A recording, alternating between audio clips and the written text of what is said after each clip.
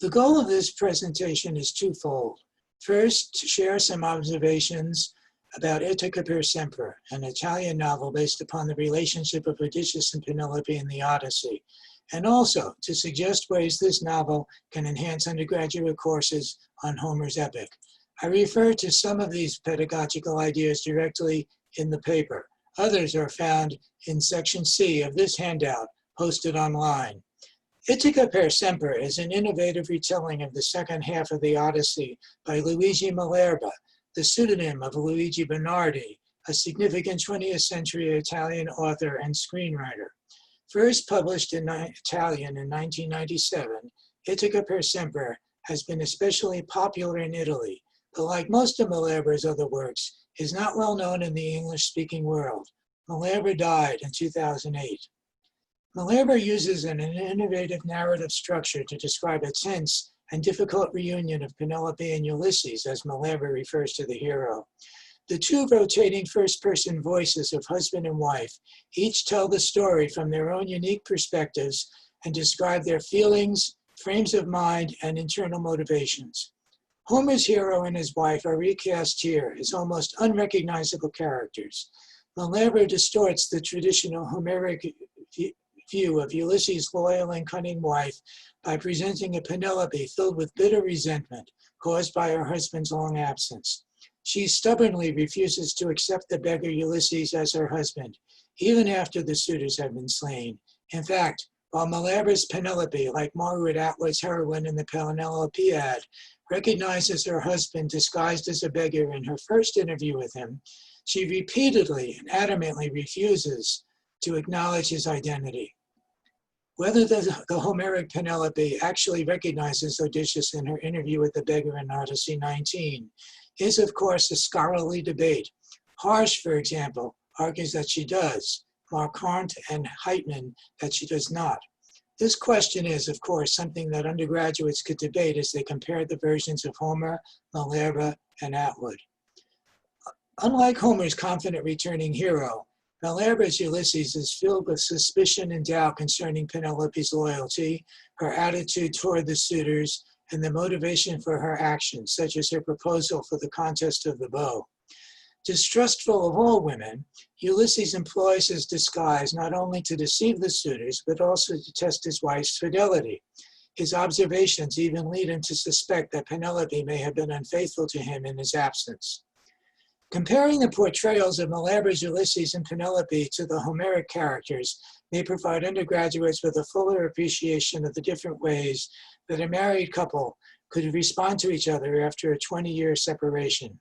Do they prefer Homer's archaic, heroic worldview or the more modern, realistic view of Malerba? Do they want Homer's semi-divine hero or Malerba's flawed one? Homer's loyal wife or Malerba's resentful one? Ulysses' suspicions and Penelope's resentment nearly caused the disastrous breakup of their marriage. After the slaying of the suitors, Ulysses is so humiliated by his wife's public rejection of his identity and angered by his suspicions of her infidelity that he decides to leave Ithaka and resume his wanderings. When he disappears, Penelope, realizing that she has gone too far, sends their son to find him and persuade him to return. When Ulysses and his son return to the palace, Telemachus recounts to his mother how Ulysses misidentified the fruit trees he had planted with his father so long ago, and expresses fear that an impostor has assumed Ulysses' position. Penelope, reacting in desperation and weariness, observes how the positions of mother and son have been reversed. I recognized Ulysses, she says, but pretended not to. And Telemachus, who welcomed him as his father, now tried to insinuate even in me the suspicion that he is an impostor. My falsehood thus runs the risk of coinciding with an alternative possible truth, and my mind is confused. Penelope's falsehood is, of course, her deceptive refusal to acknowledge as her husband the man she is sure is Ulysses. The, quote, alternative possible truth, unquote, is the possibility that she was wrong and that the man is not Ulysses after all.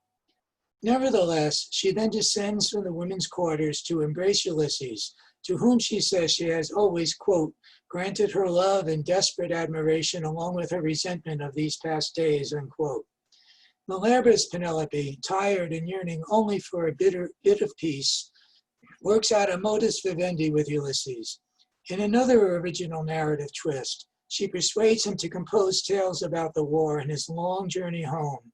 Ulysses' talent for deception and storytelling thus leads Malabra to make the hero himself the author of the 2 Homeric poems. In his retirement, Malabra's Ulysses becomes Homer. Malabra tells the story with a sense of humor. One of the most amusing incidents is the dressing of Ulysses, fresh from slaying the suitors, in a tunic and mantle he'd worn before he left for Troy 20 years before. As Ulysses tells the story, he, quote, had a hard time getting into the tunic, which was too tight in the shoulders and squeezed the rest of my body, unquote. Penelope describes how Ulysses stood before her, quote, wearing those old clothes exhumed from a chest, that overly tight tunic that he tried to hide beneath the crimson mantle, unquote, and adds Telemachus's explanation why the clothes don't fit. In these many years, he said, Ulysses' body has become more solid because of his struggles and his age, as happens to every man, and thus we should not be surprised if these clothes no longer fit him, unquote. Malabra, of course, borrows the idea for the tunic and the cloak from Odyssey 23, where Homer's Odysseus grows taller, stronger, and more godlike as he emerges from his bath. While Homer's hero is majestic, Malabra's Ulysses comically retains a middle-aged physique, a dad bod, which makes his old clothes so ill-fitting. Comparison of these passages suggests another excellent opportunity for conversation in the undergraduate classroom. Which version do the students find more realistic? Which version do the students prefer, and why? The role Athena plays in the dressing of the hero in Odyssey 23 raises another important difference between the Homeric epic and Malabra's novel. While the gods are directly involved in the action of the epic, they are only distant figures in the novel. No deity is even mentioned in Ithaka per sempre, in fact, until 14 pages into the novel, when Ulysses is in Eumaeus' hut and asks the swineherd about Penelope. Rebutting Eumaeus' admission that Eumaeus adored Penelope as much as an Olympian goddess, Ulysses says, quote, but even the Olympian goddesses have their favorites, and they often take great liberties, just like prostitutes, unquote. Ulysses thus turns Eumaeus' compliment into a condemnation, not only of the Olympian goddesses, but also of his wife. He insinuates that they all sometimes behave like prostitutes. In his retelling of the story, Malabra often follows Homer's text very closely.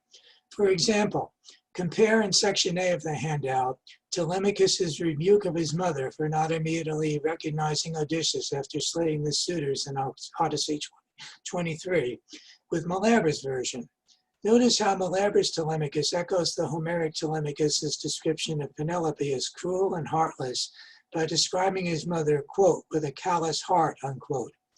Both versions of the speech refer to Penelope's refusal to speak to her husband who has returned after a long absence.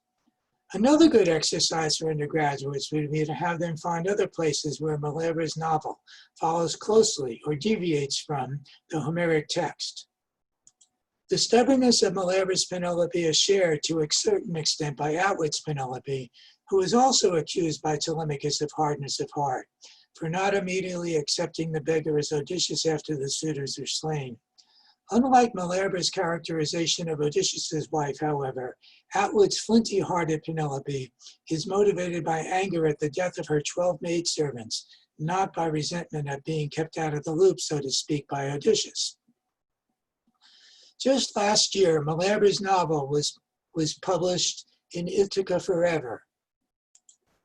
Douglas Grant Heisey's translation promises to make this important adaptation of the Odyssey better known to English language audiences.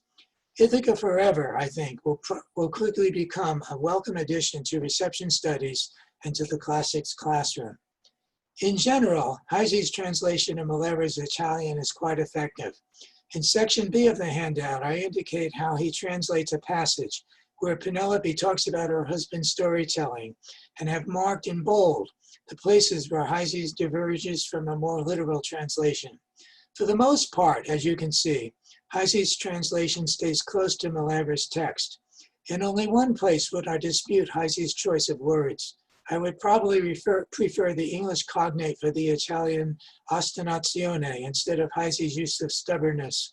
If Malaber had meant stubbornness, he could have used the Italian word testardaggine, which means something like pig-headed.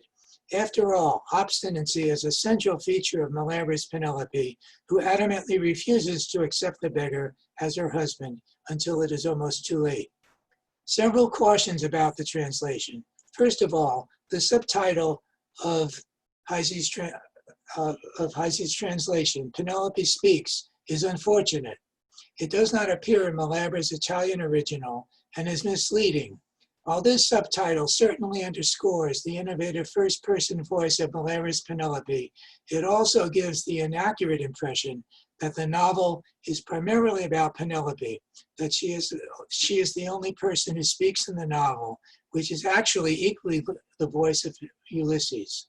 In Malaber's novel, Penelope certainly does speak, but so does Ulysses. Heisey has also chosen to refer to the hero of Malaber's novel as Odysseus, not Ulysses. This too was, to my mind, an unfortunate decision. Using the name Odysseus disassociates Malaber's hero from the wider associations of the name Ulysses in Italian literature, especially in Dante's Inferno. Moreover, there are similar English language allusions, such as Alfred Lord Tennyson's Ulysses, with its reference to an aging and idle king who cannot rest from travel, a theme central to Malaber's novel. In fact, Malaber alludes to Dante's Ulysses in one of the final scenes of the novel when he sends his hero to the seashore to retrieve the Phaeacian treasure he has hidden there. Calling himself a seafaring man, Ulysses is sorely tempted to embark on a passing ship in order to resume his wanderings, but does not follow Dante's hero of Inferno 27 by boarding the ship and sailing away through the Pillars of Hercules to his death in the Atlantic. Instead, Malaber's hero returns to the palace. Malaber actually conflates Ulysses' final voyage with the prophecy of Tiresias in the Odyssey. Once reunited with his wife, Ulysses tells her that the seer predicted he would return to Ithaca, but that he would leave again on another voyage to the lands beyond the sun. Penelope wonders whether Tiresias' prediction were proven wrong by Ulysses' decision to remain on Ithaca, or whether his prophecy refers to some future point. In response to console his wife, Ulysses makes a solemn promise to Penelope that he will stay on Ithaca forever, hence the title of Malaber's novel. Yet, given all the deceptions and lies in this novel, can Ulysses' promise be trusted? In fact, can even Penelope's claim of marital fidelity be believed? As Malaber's Penelope says, quote, "The truths of the world are many, but the only one that matters is the one that you have chosen according to the dictates of love and benevolent spirits," unquote. This tension between truth and lies, reality and fiction, is a theme which resonates in the present time and which can stimulate fruitful conversation in the undergraduate classroom. For example, an instructor might refer students to these comments by Ulysses at the beginning of the novel. Quote, "But memory deceives and history is a liar, because men want to remember and listen to fairy tales, not to brute, stupid reality," unquote. Students could respond to this quote in terms of contemporary attitudes towards fake news and conflicting reports of the truth. Heisey's translation is prefaced by an excellent essay written by Emily Hauser, author of the acclaimed Golden Apples trilogy. Hauser points out that Malaber's narrative creates a tension between fiction and reality, where neither the characters nor the reader can readily distinguish between the two. Perhaps, in fact, even Malaber's title, Ithaca Forever, is also a lie, and the hero will renege on his promise to stay on Ithaca forever and will, like Dante's Ulysses, depart on another final voyage. What will students think? Will Ulysses remain on Ithaca forever?